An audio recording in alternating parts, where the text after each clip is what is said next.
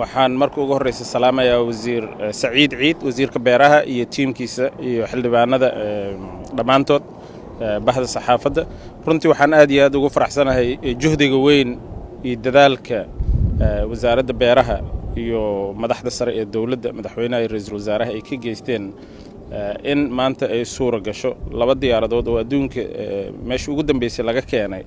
oo maanta maxaa la yiraahdaa ku tala gashay in ay Soomaaliya oo dhan meel alla meeshii ay dhibaato ka jirto dhinaca ayaxa ay ka buufiyaan iyo cayayaanka kale intaba marka runtii aad ayaan ugu bogaadinayaa ugu mahadcelinayaa inaga wasaarad ahaan roolkeena wuxuu yahay kaliya inaan u facilitate gareeno dawlimadyadooda diyaaradahaas ay sameynayaan iyo wax alla wixii ay u baahdaan iyo waxaan ka caawin karno oo dhinaceena ah ayaan lug ku leenahay oo kaliya laakiin halkan waxaan maanta u joognaa inaan runtii support gareeno wasaaradda beeraha iyo xildhibaanada wasaaradda ka socda runtii ayaan rabnaa inaan bogaadino aan dhiiri gelino shaqada wanaagsan ee ay wadaan waa mahadsantiin.